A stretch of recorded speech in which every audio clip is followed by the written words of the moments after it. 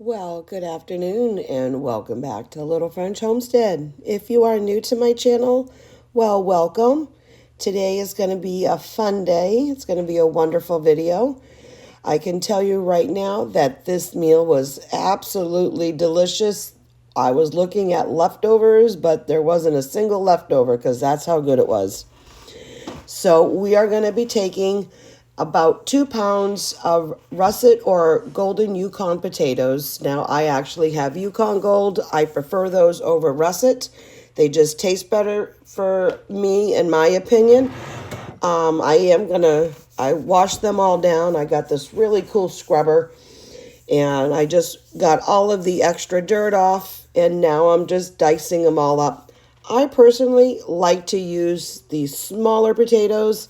I usually get like a 10-pound bag of potatoes over at Sam's Club. So when I go through all of my potatoes, if I'm going to be baking or cutting and slicing like this, I prefer the smaller ones. That way I can use my bigger ones if I need to peel them for, mashed potatoes, or even just use those as like baked potatoes. They're nice and big instead of the small little ones. So all I'm doing is just dicing them in half and then in half again and then in quarters, just to make sure that they are all roughly the same size and in bite-sized pieces. You do want to make sure that they are small enough. I did have a few that were a little bigger and they didn't get all the way thoroughly cooked because you want them nice and soft and crispy. I had a couple of them, not too many, but I had a few of them that were still just a tad underdone.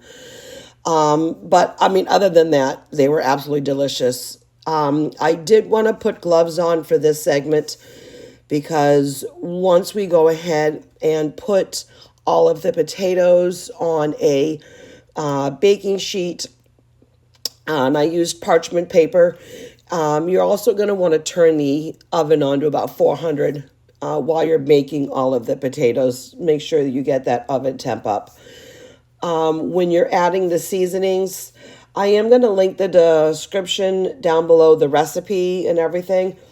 But you're going to add a couple tablespoons of olive oil. I actually use avocado, about a teaspoon of salt, a half a teaspoon of black pepper, and then a full teaspoon of smoked paprika and garlic. You're going to want to mix that all up thoroughly. So that's why I put the gloves on there. I just didn't want to have the smoked paprika on my hands all day. Sometimes once you get oil and then have the seasonings all in your hands, sometimes it's a little bit more difficult to go ahead and get out with soap and water and everything. Now, you certainly can do like what I'm doing, just kind of measuring with your heart. You can use exact. You can actually even do a little bit more, and you could add maybe like some cumin. I didn't think about that until now, and add that all in there, but that doesn't call for it. But you may certainly add any type of seasonings you want. This is what the ingredients had. After you massage all the potatoes, you're going to put that in your 400-degree oven for about 20 minutes or so. Because when I did poke a few of them after off camera, I found a lot of them that I poked were perfectly fine, but I didn't poke some of the bigger ones. So food for thought, poke some of the bigger ones if you got them in there.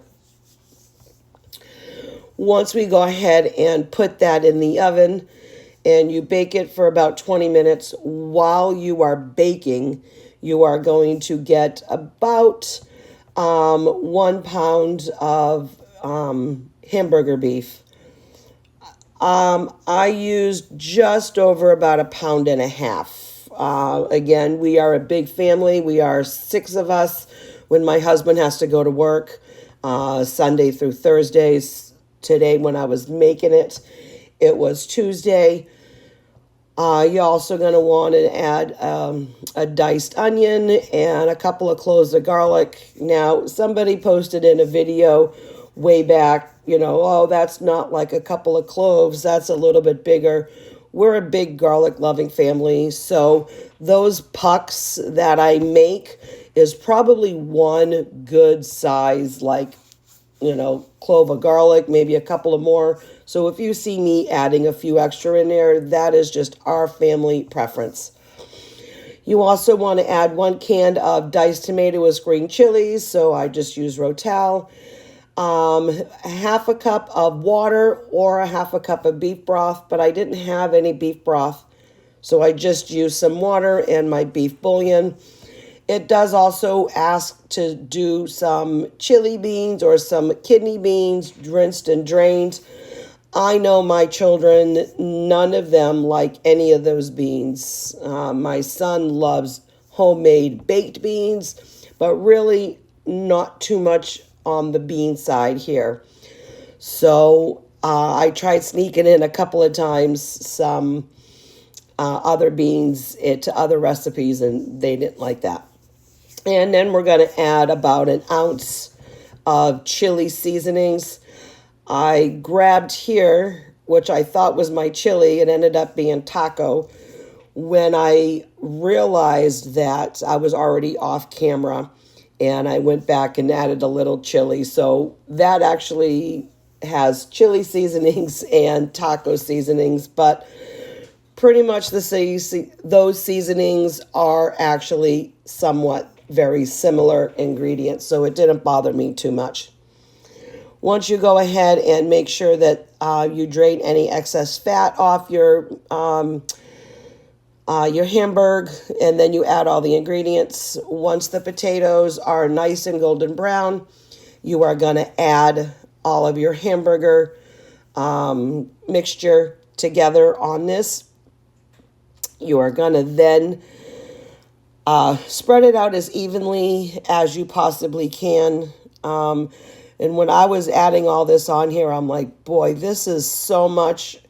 I really thought this was a lot. But when you put it actually on your plate, it does not look a lot. So thankfully, I made that much. After this, you're going to go ahead and add on your cheeses. Now, I had some cheddar cheese. It did ask also too for some Monterey Jack or pepper jack, but I didn't have either one of those. So I added the shredded cheddar, and then I had some mozzarella just to give it a couple of different flavors. Obviously, the pepper jack is going to bring out a nice small heat. If I had that, I would have done that, but I did not. Once you go ahead and add all of that to your pan, you're going to go ahead and then put that in the oven. You want to bake that again, uncovered, for about 15 to 20 minutes. And you can reduce the temperature, it says, to 375, but I think I kept it at 400. And you want to make sure the cheese gets nice, melty, and bubbly and ooey gooey. And I also did, it says you can finish it off by putting it underneath the broiler for about 1 to 2 minutes to get some of those crispy bits. And that's exactly what I did. And like I said, this turned out absolutely delicious. Now you can also too, for garnishes when it's done, add some sour cream, some jalapeno slices, and some green onions. And I'm going to talk about how good it is in just a second.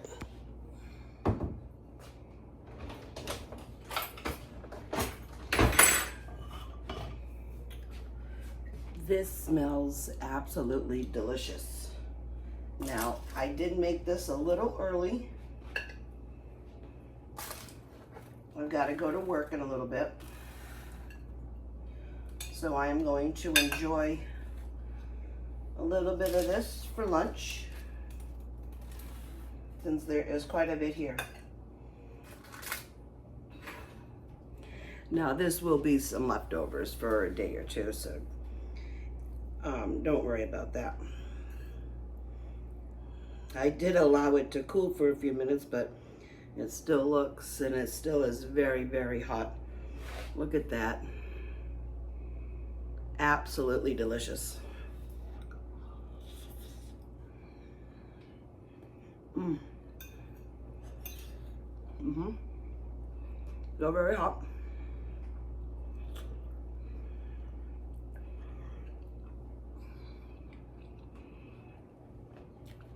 Wow. Super, super good. And I love the idea of the potatoes. Mm. Kind of like a, it's kind of like an all-in-one meal. Wow. Well, I am gonna let this cool just for a little bit, but I am gonna go ahead and sit down and enjoy it as my lunch. I just want to say thank you so much for coming into my home today, allowing me to share a lot of these recipes. This is the first time I made this, and as I was making it, my son come out of his room and he's like, wow, this smells really good. He goes, I can't wait to try it. When I told him what it was, he's like, that's a great idea to do all that combined. And I said, yeah, I know. I said, I love pulling recipes off Pinterest. I have a whole, excuse me, that was still kind of kicking in. Got a little bit of that smoked paprika and the pepper. I love finding recipes off there, but I mean, you can still go to like Instagram and Facebook and stuff, TikTok. They all have a lot of great recipes. So I just want to say thank you so much for coming into my home today and allowing me to share this video with you. If you like this video, go ahead and place a comment down below, like, share, but most importantly, go ahead and subscribe. And as always, keep on cooking. Bye.